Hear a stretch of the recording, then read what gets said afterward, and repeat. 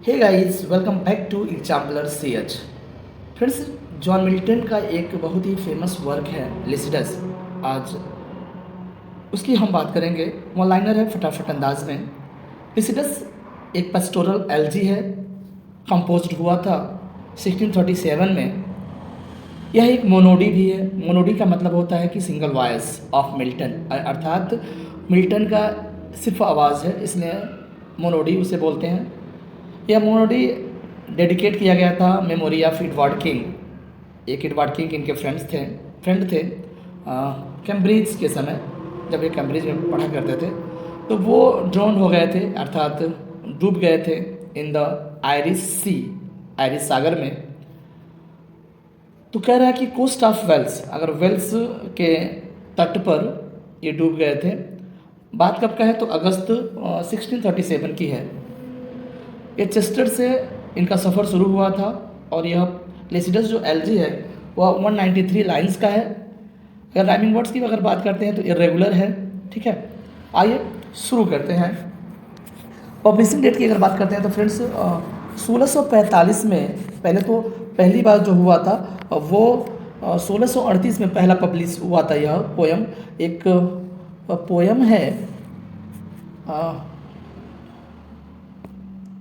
हाँ, juxta इड्रेडो king नाफ्रेगो एक poem है, उसमें 1638 में पब्लिश हुआ था।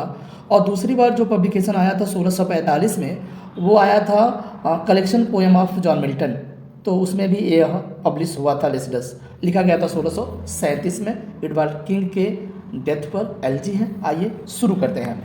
Lycidas is a pastoral elegy. Lycidas was written in 1637।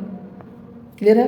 Lycidas was first appeared in 1638 collection of elegy Justa Edrado King Naufrago, dedicated to the memory of Edward King, a friend of Milton at Cambridge, who drowned when his ship sank in the Irish Sea off the coast of Wales in August 1637। Clear है friends. तो इसमें यह publish हुआ था और यह Edward King के death पर जो उनकी मेमोरी में यह लिखा गया था। जॉन मिल्टन के बहुत ही कैम्ब्रिज के समय के फ्रेंड्स हैं। आइए क्वेश्चन नंबर 4 पे पढ़ते हैं। कह रहा है कि मिल्टन रिपब्लिश द पोयम, दोबारा रिपब्लिश हुआ तो 1645 में। किसमें तो collections of poems of John Milton. Next है कि 1645 edition of Lycidas, Milton added a brief prose preface. तो उसमें जो एक ऐड किया उन्होंने प्रोज का एक प्रीफेस लिखा है क्या तो in this monody the author bewails, bewails means होता है विलाप करता है। ए लर्नेड फ्रेंड, एक विद्वान व्यक्ति के बारे में, एक मित्र के बारे में, जो अनफॉर्चुनेटली इस दुर्भाग्यवश drowned in the his passage from Chester on the Irish Sea, जो दुर्भाग्यपूर्ण उसके साथ घटना हुई आयरिश सी में, वह डूब गया 1637 में। एंड बाई अकेजन फोर्टेल्स, और साथ ही साथ उसमें एक चीज़ उन्होंने और ऐड किया है।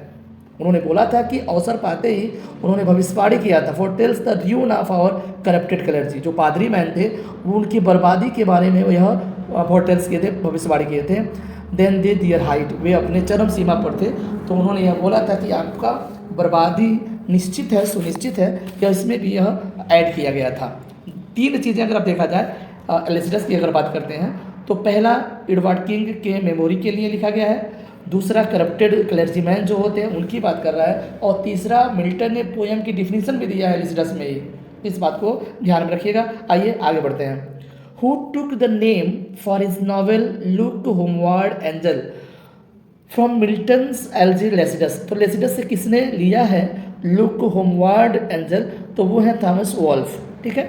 Who disliked the poem Lycidas as its artificiality, यानी इसकी बनावट पर किसने लेसिडस को डिसलाइक किया है तो डॉक्टर सैमुअल जॉनसन। एक बात आपको ध्यान रहे कि सैमुअल जॉनसन बहुत ही क्रिटिकल मोमेंट में थे, अर्थात कह सकते हैं कि बहुत ही ज़्यादा आलोचना किया है इस वर्क का जॉन मिल्टन के। Who criticise the Milton's Lycidas saying that its diction is harsh, कह रहे कि इसके जो शब्द हैं बहुत ही कठोर है, राइम्स अनसर्टेन, मैं राइम बताया था ना, इरेगुलर है, अनसर्टेन है, एंड द नंबर्स अनप्लीजिंग। इसका मतलब है कि यह सारी बातें किसने बोला है, सैमुअल जॉनसन ने किया है, क्रिटिसाइज किया, बहुत ही ज़बरदस्त तरीके से आलोचना किया है डॉक्टर जॉनसन। हु कंप्लेंड, अच्छा शिकायत किसने किया in this poem Lycidas there is no nature, no nature, for there no truth, कोई सत्य नहीं है, कोई कला नहीं है, फॉर देयर नथिंग न्यू। तो यह बात भी सैमुअल जॉनसन ने ही बोला है फ्रेंड्स।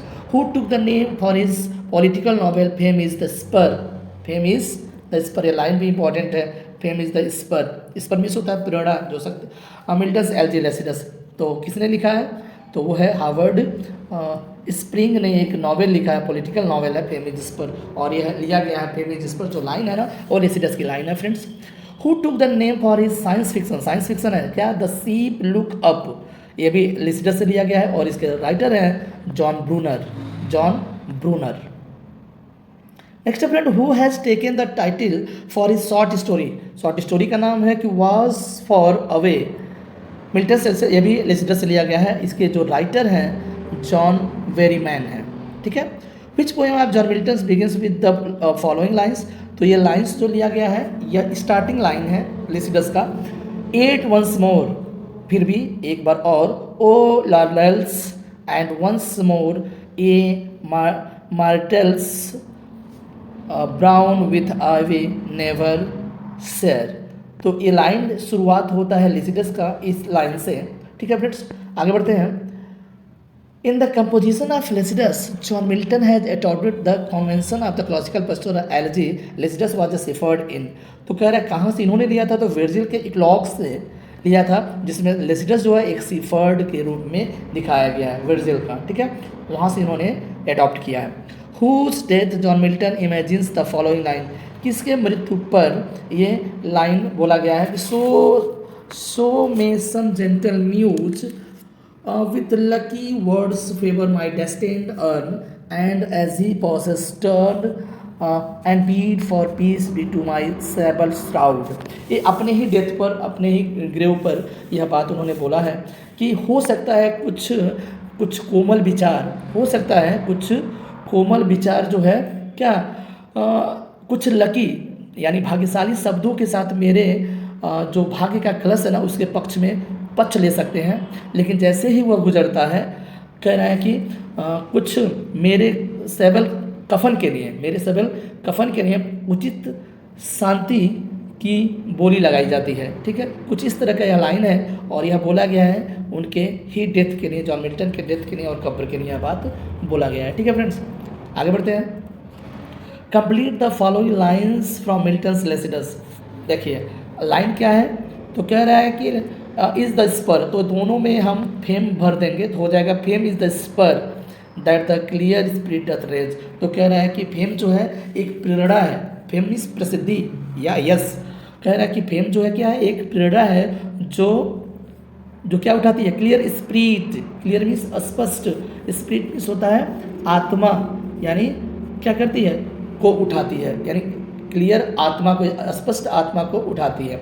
दूसरी लाइन है कि फेम इज नो प्लांट, फेम कोई पौधा नहीं है, यानी प्रसिद्धि कोई पौधा नहीं है जो ग्रोथ मीन्स उगाता है ऑन मॉर्टल सॉइल्स, या अर्थात कोई नश्वर जो मिट्टी है ना उस पर उगता है फेम।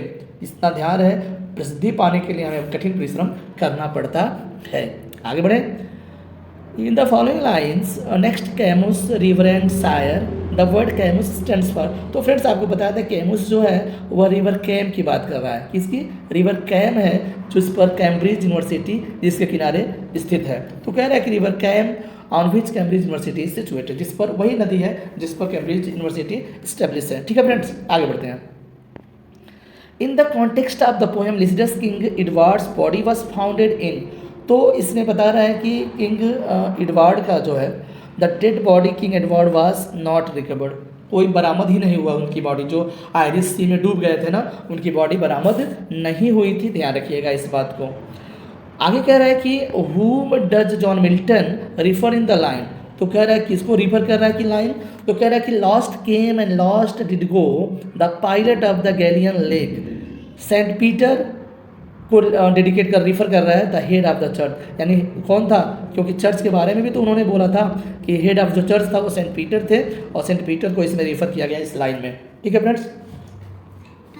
नेक्स्ट की बात करते हैं फ्रेंड्स, क्वेश्चन नंबर 20 कह रहा है कि फॉर हुम John Milton criticises bye using the phrase blind mouths, तो ब्लाइंड माउथ्स की बात करते हैं, किसको रिफ़र करता है यह फ्रेज, तो करप्ट क्लर्जीमैन को, यानी जो भ्रष्ट पादरी थे उनको रेफर करता है ब्लाइंड माउथ्स। क्लियर है।